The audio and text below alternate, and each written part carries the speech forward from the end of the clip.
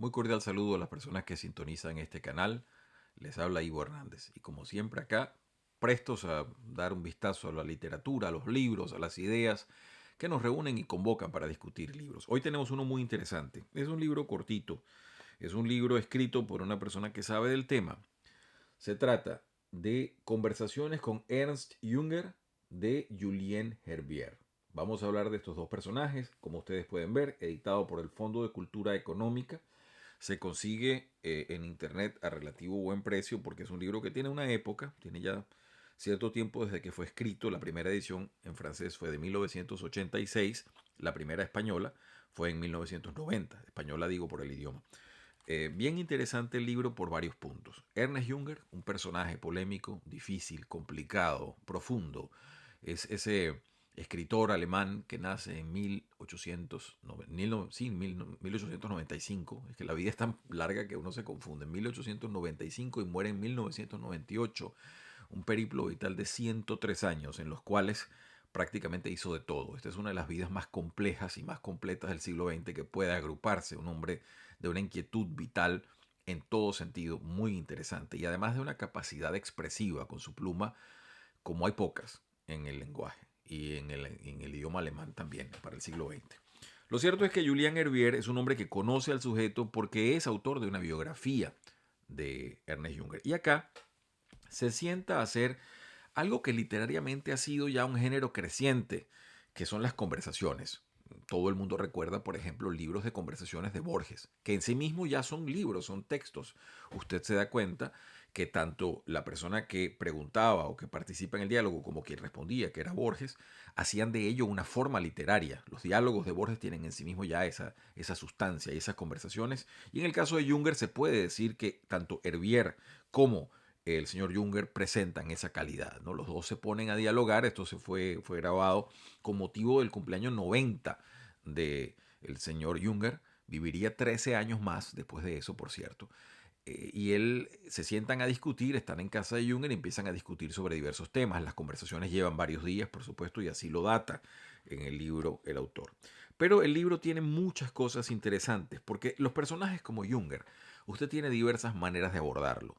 Es un personaje que además tiene particular simpatía para los lectores latinoamericanos. Se le conoce bien en Latinoamérica, Ernest Junger, que no siempre es así. Por ejemplo, para muchos en Alemania no es un autor tan cómodo, y ya vamos a ver por qué es lo que revela. Personajes como Junger, como Carl Schmitt, que fue su íntimo amigo, no son personas muy cómodas para tratar en Alemania, y esto por diversas épocas. Y acuérdense que Junger fue y participó en las dos guerras mundiales, en la primera y en la segunda, y estuvo activo en ambas. En la primera fue condecorado con la más alta condecoración que da el Estado alemán, y en la segunda estuvo activo en Francia. Es decir, que es un hombre que tiene una historia compleja y vinculado a una cantidad de momentos históricos a los cuales en el caso de Alemania no siempre es simpático volver. Entonces ya vamos a ver ese punto. La situación es que el señor Herbier clasifica la conversación de acuerdo a este índice, y fíjense que no es nada casual para tratar de dibujar ese periplo vital enorme de Junger. Dice, la edad de los patriarcas en relación a su 90º aniversario, su 90º cumpleaños, la guerra, la primera guerra, infancia y adolescencia, Eros, la droga y la trascendencia. Junger es un hombre que tiene escritos importantes vinculados a su amistad y a su conocimiento con Hoffman, el descubridor del LSD, el ácido lisérgico dietilamina 25, y escritos sobre las drogas alucinógenas, y tiene una cantidad de textos al respecto. Es una de sus múltiples facetas, ¿ok? No es la única, ni por menos una de varias, sino una de muchas. Um, Casas sutiles y viajes planetarios, el mundo familiar, el nazismo, el anarca, la política y el compromiso. Esto en relación a un libro fundamental que se llama La emboscadura, der Waldgang en alemán. Es un libro muy interesante, ya le vamos a hacer alusión y esperamos darle espacio acá. Estamos buscando el texto, lo debemos tener por ahí en alemán para hacer una reseña a un texto tan importante. La literatura, Francia, un encuentro peligroso, el problema de Aladino y las visiones del porvenir. Esto repetimos en momentos cuando Junger estaba cumpliendo 90 años y se reúnen a conversar y a echar un vistazo hacia atrás de todo esto. Les leo varias cosas sobre esto porque Herbier es muy astuto en presentar directamente a su personaje, a la persona Junger, acá, de una vez. Él no se entromete tanto, hace las preguntas pertinentes, sitúa al lector en cuanto al tema que se está tratando y de inmediato le da la palabra a Junger para que exprese sobre el tema lo que le parece mejor. Hay cosas muy interesantes. Fíjense ustedes cómo comienza todo. Lo llama la edad de los patriarcas. Y ese es el nombre del capítulo y pone acá como especie de subtítulo, dice los Salmos, Lichtenberg, el pensador alemán, la melodía de la vida, momentos decisivos, instantes privilegiados. Y dice así, dice el señor Herbier, yo lo conocí a usted hace una decena de años y siempre es el mismo, parece que no ha cambiado, es como si hubiese encontrado una verdadera fuente de la juventud. Dice Junger, yo no lo afirmaría. La edad de 90 años es, según parece, algo muy particular. No lo he advertido aún especialmente, pero desde hace cerca de un año recibo un correo muy simpático y cuando encuentro a alguien en la calle se pone de inmediato a hablarme de ello. Para mí es más bien un acontecimiento sorprendente. La vida transcurre muy pronto y en los salmos se dice que la hierba brota en la mañana y que en la tarde ya está segada. Y deja esta reflexión Junger, dice, la vida me parece a veces como si fuese un día que se alarga. Este tipo de metáforas, este tipo de comparaciones son muy frecuentes en Junger, son muy poderosas. La capacidad de pensamiento analógico de él es muy sorprendente, muy poderosa. Escotado, Antonio Escotado, que lo ha leído mucho a Junger, siempre dice que es incluso, da miedo la capacidad de profundidad y de analogía que tiene Junger en la capacidad de concatenar ideas que aparentemente son distantes. Yo les decía al comienzo que una de las maneras de abordar autores de este tipo, que tienen tantos intereses y tanta profundidad en algunos de ellos, una de las formas que usted puede hacer es leerse la obra completa, y es lo que han hecho muchas personas, incluso en Venezuela hay quienes lo conocen bien a Junger. Ponerse a leer la obra del autor. Algunas personas se aventuran a leerlo en alemán, por ejemplo, si usted tiene la capacidad de hacerlo. Si no, trata de leer las traducciones, que hay algunas muy buenas, hay que decirlo en el caso del español. También busca abordar al personaje a través de esos portales pequeños y condensados hacia su pensamiento, como pueden ser las entrevistas, las conversaciones. Ahí el autor deja especie de pistas o de cosas que nos permiten una buena pesquisa luego de por dónde vienen las ideas. Eso funciona mucho con Borges, quien cuando hablaba dejaba especie de rastros, de marcas que usted podía darse cuenta entonces qué cosas lo habían influenciado mucho. Por ejemplo, en el caso de Borges, me viene a mí a la memoria siempre Schopenhauer, que es un autor que él cita recurrentemente. Lo deja allí siempre para quien quiera ver eso. Usted ve en Borges Las Mil y Una Noches, Schopenhauer, en fin, ciertas cosas. Junger hace lo propio. Él empieza a dejar algunas pistas que usted puede entonces capturar si tiene la curiosidad suficiente para seguirlas buscando. Es cosa o son cosas que a veces cuando se revisa toda la obra pueden no ser tan claras o no ser tan diáfanas, porque cuando él, por ejemplo, hace un texto como El Trabajador, se dedica a un tema en particular, pero usted no sabe claramente cuáles son los resortes previos a la producción del Trabajador, que en textos como este sí puede entonces acceder o comprender qué fue lo que lo llevó. Sigo leyendo. Dice acá en las conversaciones, estoy en el primer capítulo, dice una cosa muy interesante. Las cosas de Junger, y usé la palabra portal para nada casualmente. Aquí me viene mucho de esa terminología prestada de la física, en donde muchas veces aludimos a esas especies de hipertextos o fórmulas que tienen en sí mismo condensaciones más complejas de una realidad superior o realidad más llena, más completa. Me viene un poco acá las ideas de Ilya Prigogine con ello, pero fíjense lo que dice acá este hombre y que es en sí mismo todo un condensado de sabiduría. Dice, le pregunta Julián Herbier, en la actualidad, ¿piensa usted sobre todo en el pasado o piensa en el porvenir? ¿O vive esencialmente en el presente? Esa es la pregunta, ¿no? Responde Junger. El instante es preferible. El instante es todo. El instante se reparte entre el pasado y el futuro y si se desarrolla esta idea con rigor lógico, todo debe estar en el instante. Basta simplemente con sentirlo así. Los clásicos lo decían. Lo que has desperdiciado en el instante no hay eternidad que pueda restituírtelo. Y otras máximas de este género. Es a cada uno a quien corresponde la decisión. Se puede hacer tonterías que serán irreparables para siempre. En cambio, es posible tener un encuentro feliz que decidirá toda la vida. Muy interesante esto, repetimos, un hombre con la sabiduría de Junger, con las vivencias tan profundas de Junger, con toda la cantidad de pensamiento detrás de sí, cumpliendo 90 años, quedándole, él no lo sabía en ese momento, pero quedándole todavía más de una década por vivir para que nos presente esas reflexiones. Sigo con el texto que nos convoca, repetimos, es Las conversaciones con Ernest Junger de Julien Hervier, biógrafo, por cierto, de Ernest Junger. Dice, están hablando sobre las experiencias, de todas las experiencias, cuáles han sido las que más han contado para usted. Y entonces, él dice, hay experiencias que son la pura adición de sucesos exteriores y hay experiencias que conciernen al hombre interior y que son sin duda las más fuertes. Para mí, un acontecimiento importantísimo fue la gran ofensiva del 21 de marzo de 1918. Esa experiencia fue tan fuerte que la he traspuesto bajo el signo de las sagas islandesas. Fue un gran encuentro. Millares de hombres perecieron en algunos minutos. Esto se comunicó inmediatamente al paisaje, pero es difícil describir tal fenómeno. Por ejemplo, se suprimió el miedo. Esto ya es un signo de enormes potencias que se encuentran muy próximas. Es interesante como este hombre narra. Recuérdese que él, repetimos, fue herido aproximadamente 9 veces, creo, en la Primera Guerra Mundial. Y es un hombre de un valor indómito reconocido por muchísimas personas, validado 2 veces la Cruz de Hierro del Estado alemán. Ya ganársela una vez es una cosa histórica, 2 veces yo creo que él es el único que lo ha logrado. Y este hombre dice todo eso. Esa ofensiva, por cierto, para quienes se sitúen, fue ya al final de la Primera Guerra Mundial, cuando en una ofensiva final se decide Alemania a atacar y son barridos, son exterminados, pues entonces pierden. Y ahí viene ya la parte cuando se dan cuenta el alto generalajo que no hay razones no hay razones que hagan la guerra posible o ganarla como algo posible. Seguimos adelante, les leo un pedacito más. No quiero aburrirlos porque este es el tipo de texto que más bien yo recomendaría, si usted tiene acceso y la posibilidad de comprarlo, pueda disfrutarlo.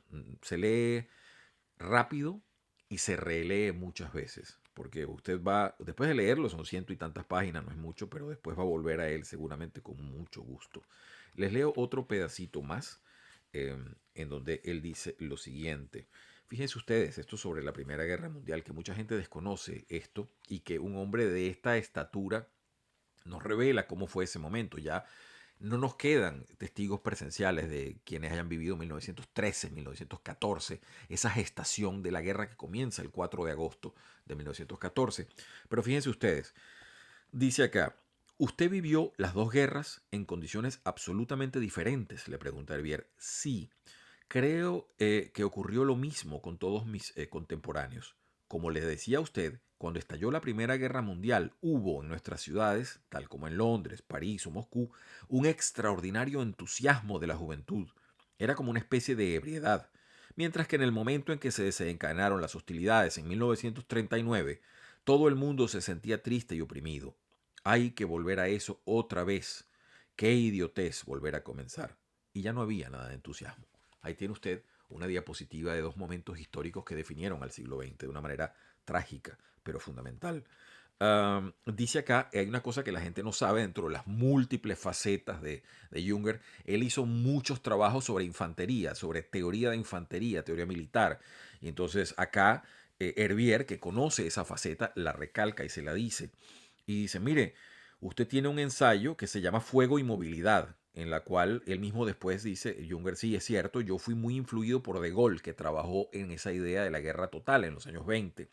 Dice lo siguiente, la historia es la siguiente. Justamente después de la guerra, yo había expresado en mis discusiones mis puntos de vista sobre el fuego y la movilidad. El inspector de la infantería, un cierto Fontaisen, me citó y me encargó que redactara nuevas instrucciones militares. Me hizo entrar en una comisión en el Ministerio de Guerra, en la Friedrichstraße, y trabajamos sobre la sección, la escuadra y la compañía. Fue entonces cuando inventé ciertos dispositivos y ciertos movimientos que conciernen a los cordones de tiradores, a las líneas y a los grupos de tiradores que se aplicaron durante la Segunda Guerra Mundial. Y fue en el curso de ese trabajo cuando consulté las revistas militares francesas, donde un joven oficial llamado De Gaulle exponía precisamente ideas generales sobre estas cuestiones. De manera que es una cosa que pocos conocen de Junger y que, repetimos, le hace una persona no siempre muy bien apreciada en Alemania, porque como se ve, esas ideas teóricas tuvieron luego aplicaciones prácticas. Um, Después habla, bueno, de la segunda cruz de hierro, cómo la obtiene, etcétera, etcétera. Repetimos, las acciones militares de Junger son en sí mismas un capítulo largo y complejo por una cantidad de cosas.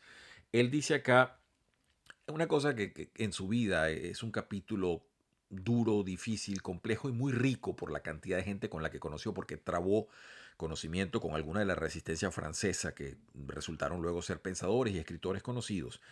Es ese momento cuando él le toca estar apostado en Francia, en París.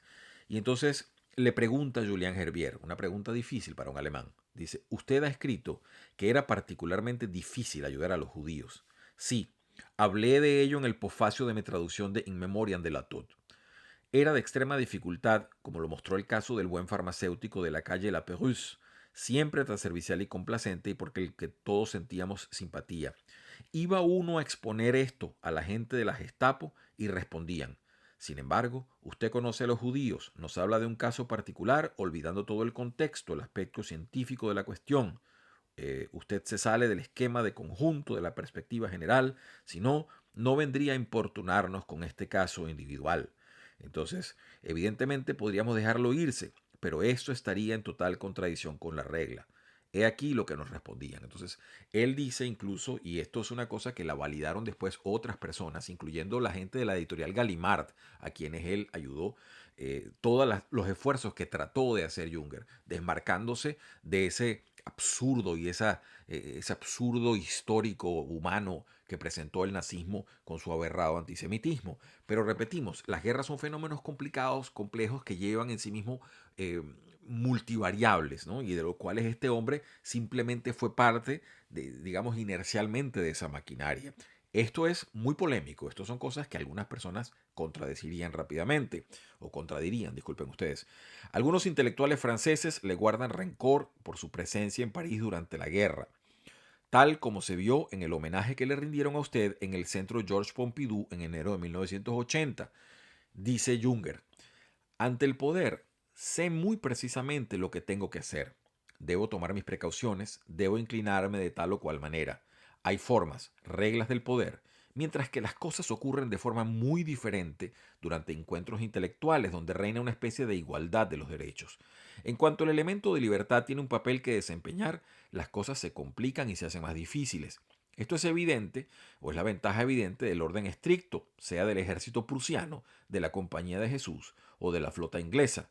Cada uno sabe lo que tiene que hacer, pero si usted va a un café frecuentado por literatos, esa gente es mucho más pérfida que los generales. Se puede hasta decir que la disciplina asegura a los subordinados cierta forma de protección. Entonces empieza a hablar pues de lo que ha sido las críticas que ha tenido su obra. Muy interesante también acá, un punto final que no quiero extenderme demasiado, dice acá sobre el texto del trabajador. Él estaba hablando sobre las realidades desaparecidas en cada una de las guerras y los mundos que ya no son visibles sino en los textos de historia. Y dice lo siguiente, um, la única cosa que sobrevive a todo eso es la figura mítica del trabajador. Atraviesa las derrotas, atraviesa las guerras civiles, el fuego y la sangre, y se refuerza además a través de ello. Es necesario admitirlo, incluso si personalmente no tengo demasiada simpatía por esa figura surgida de la técnica, si mi gusto me lleva más bien hacia la desvasión romántica. Pero cuando se pretende describir una situación, se está obligado a ponerse en regla con los hechos, sin descuidar, por tanto, la relación con la trascendencia. Eso es Ernest Junger, verdaderamente genio y figura, porque lo que se ve en este libro es cómo él aborda total y parcialmente los hechos del siglo XX, a los cuales es recurrente, o de los cuales es recurrente analista. Fíjense ustedes, aquí ya para cerrar, la figura del anarca, que es una figura presente en la emboscadura y que es una figura simbólica que él utiliza y a la cual da una cantidad de matices importantísimos. Dice así, um, además del nazismo, usted ha conocido diversos regímenes políticos. Parece, sin embargo, que no se ha sentido a gusto en ninguno de ellos. Dice Junger, viví bajo el imperio, bajo la Primera República, bajo el Tercer Reich y ahora estoy en la Segunda República. Pero debo decir en lo concerniente a las formas de gobierno que en cierto nivel de mi existencia mi función es la del anarca. Jamás experimenté un sentimiento de identidad con régimen cualquiera. Y acá se pone a desarrollar esto porque recuérdese que este es un hombre que a los 16 años se fugó y se metió en la Legión extranjera. Es decir, es un hombre que ha vivido diversos regímenes, ha sido un aventurero de marca mayor, un hombre de un coraje físico y moral bastante importante. Entonces él empieza a hablar de ello. En la emboscadura, texto que esperamos acá glosar y discutir, vamos a profundizar eso. Dice acá en la página 72 y con esto cierro. El estado de anarca es de hecho el estado que lleva cada hombre en sí. Encarna más bien el punto de vista de Stirner, de Max Stirner, el uno y su propiedad. Eh, dice, nada prevalece sobre mí, dice Stirner. El anarca, de hecho, es el hombre natural. No lo corrigen más que las resistencias con las cuales choca cuando desea extender su voluntad más lejos de lo que se lo permiten las circunstancias generales. El anarca puede revestir todos los disfraces, se queda en cualquier lugar donde se encuentra bien, pero si esto no le conviene, se va de allí. Puede, por ejemplo, trabajar tranquilamente tras una taquilla o en una oficina, pero cuando las abandona por la tarde, desempeña un papel totalmente diferente. Persuadido de su propia independencia interior, puede incluso mostrar cierta benevolencia para con el poder instalado. Se apoya mucho en Stirner acá, Junger. Y repetimos, un libro que no tiene pérdida. Si usted puede acceder a él, hágase el favor de comprarlo y de leerlo, porque en realidad deja mucho, repetimos, de esos portales, de esas pesquisas, de esas pistas sobre personajes tan complejos como Ernest Junger. Aquí está, Julien Hervier, Conversaciones con Ernest Junger. Les habló Ivo Hernández. Tenemos más textos por ahí que analizar y que discutir. Si a usted le place, dele me gusta a este video y esté atento que vienen muchos más que estaremos produciendo. Feliz día.